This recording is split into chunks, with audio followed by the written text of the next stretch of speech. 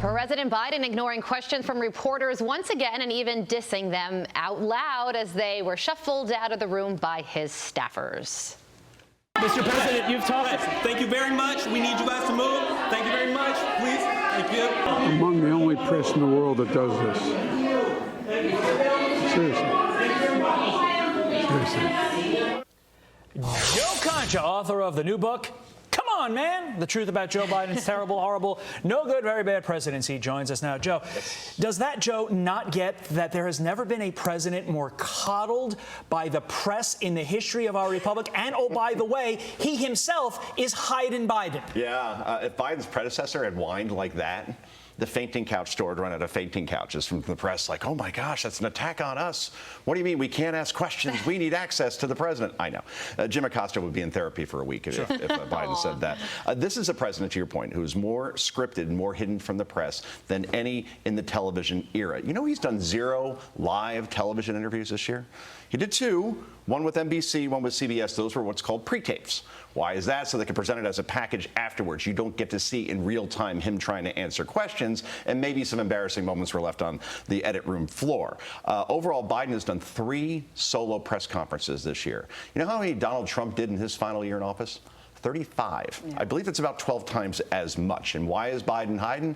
He has no good answers on inflation. He can't answer a simple question of why are gas prices going back up again? Who's faulted it? Well, I guess we're going to talk about that in a second. And on the border, obviously, as you guys just, that live report, you see there's a gun in the back of the car and fentanyl coming in, killing 300 Americans per day on average. They have no good answers for all those major issues. And that's why the president in an election year is being hidden. Well, you mentioned gas prices and inflation, and there was a very notable moment during the White House press secretary's discussion with reporters yesterday, where Karine Jean-Pierre tried to lecture Peter Doocy after he asked about gas prices going up again. Watch this. You've said the president was responsible for gas prices coming down. Is the president responsible for gas prices going up? So it's a lot more nuance than that, right? Peter, you know this. There have been global challenges. There's been pandemic, and there's been Putin's war. But, Joe, it's not more nuanced than that. You increase output and gas prices go down, and then you listen to the president. Every word out of his mouth has been anti-oil and gas. Yeah, I love this one headline from the Washington Post.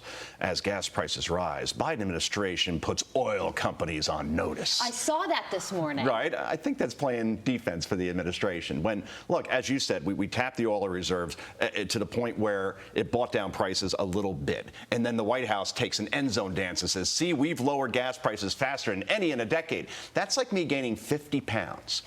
And then I lose 6 back in a couple of weeks, and I say, I've never lost more weight in my life that quickly. Yeah, right? And now I'm gaining weight again, and then I'm trying to blame somebody or something else. So if it isn't Putin, it's oil companies. Either way, this is happening 5 weeks before a midterm, and the American people aren't going to care very much why gas prices are above $6 in California, for example. They'll say this administration has no clue on how to fix this because problem. They're going to be driving to the polls to cast their vote. 2 things. Concha stole my weight loss excuse, but on the election front, how freaked out is the White House about what we have been predicting?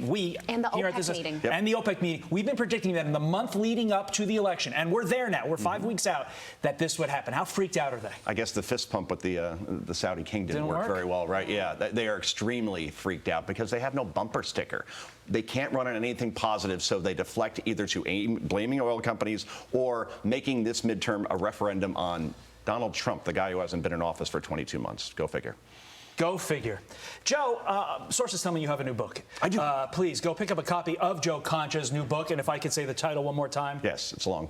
Come on, man. It is the title that it's the gift that keeps on giving. That the whole year, Clark. It's fun. You forgot one thing in your first answer. When he does talk live, he conjures the dead. So you left that out of your. Why doesn't he talk live? Yeah, Joe Concha. If the kid from The Sixth Sense does it, that's okay. But 100%. He's the president of the United States. Concha, thank you. Bye. Thanks.